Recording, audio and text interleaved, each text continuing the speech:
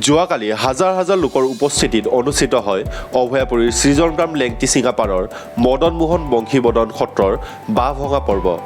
শতিকা প্ৰাচীন এই উৎসৱ উপভোগ কৰিবলৈ সমাগম ঘটে বঙাইগাঁও জিলাৰ লগতে কাষৰীয়া জিলাসমূহৰ অগণন লোকৰ। হোলী গীতৰ মূৰ্ছনা তথা হাজাৰ হাজাৰ লোকৰ হৰ্ষোল্লাসৰ মাজত ভক্তসকলে বাঁহত ভৰি দি ভাঙে বাঁহ। সৃজনগ্ৰামৰ এই পৰম্পৰা আৰু ঐতিহ্যৰ বিষয়ে সত্ৰখনৰ সভাপতিজনে এনেদৰে কয়।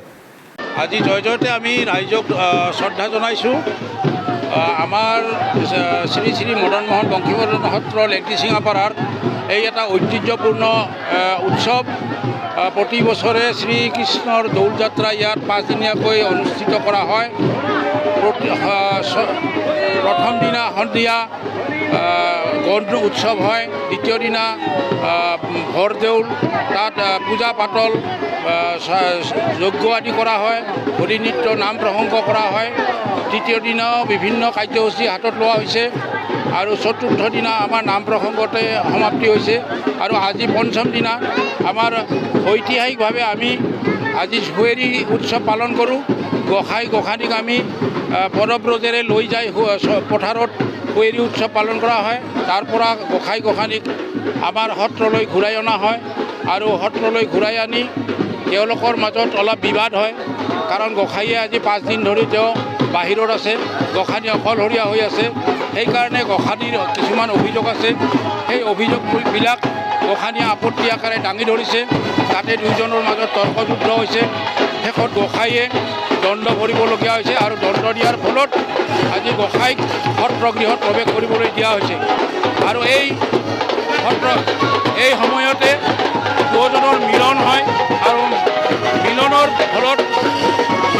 ফলত তেওঁলোকক আনন্দ উৎসৱ দেখুৱাবৰ কাৰণে আজি 3ডালকৈ বাঁহ ভঙা হয়। এই বাঁহ ভঙা উৎসৱটো আমাৰ বৃহত্তৰ সৃজনগ্ৰাম অঞ্চলতে নহয়, বঙাইগাঁও জিলাৰে এটা ডাঙৰ উৎসৱ। গতিকে ইয়াত হাজাৰ হাজাৰ লোকে প্ৰতি বছৰে এনে আনন্দ উৎসৱ পালন কৰি আহিছে আৰু এই উৎসৱটো বাঁহ ভঙা উৎসৱটো সমাপ্ত হোৱাৰ লগে লগে আজি আমাৰ এই বছৰৰ শ্ৰী শ্ৰীকৃষ্ণৰ দৌল যাত্ৰাৰ সামৰণি পৰিব। কিমানমান লোকৰ সমাগম ইয়াত মানে 5-10 হাজাৰ পৰ্যন্ত হয়, বছৰৰ লগত কথা। এইবেলি মানুহ যথেষ্ট হৈছে, কাৰণ এইবাৰ বতৰ ফৰকাল আছে। সেইকাৰণে মানুহৰ উৎসাহ উদ্দীপনা আজি যথেষ্ট পোৱা গৈছে। ইয়াত আচলতে এটা বিশেষ প্ৰথা হয় বাঁহ ভঙা প্ৰথা। হয়, বাঁহ ভঙা এইটো আমাৰ বিজয় উৎসৱ।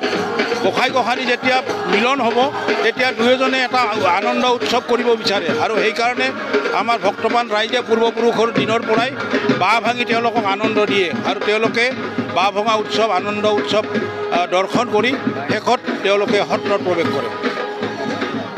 উল্লেখ্য যে বৰপেটাৰ দৌল উৎসৱৰ পাছতে বঙাইগাঁও জিলাৰ সৃজনগ্ৰামৰ দৌল উৎসৱৰ এক সুকীয়া নাম আছে। অঞ্চলটোত দৌল উৎসৱক কেন্দ্ৰ কৰি চলি আহিছে বিভিন্ন অভিনৱ পৰম্পৰা। এই উৎসৱসমূহক লৈ ধৰ্মীয় পৰ্যটন গঢ়ি তোলাৰ আছে যথেষ্ট সম্ভাৱনা। অভয়াপুৰীৰ পৰা সৌৰভজ্যোতি দাসৰ report, star Assam news and entertainment.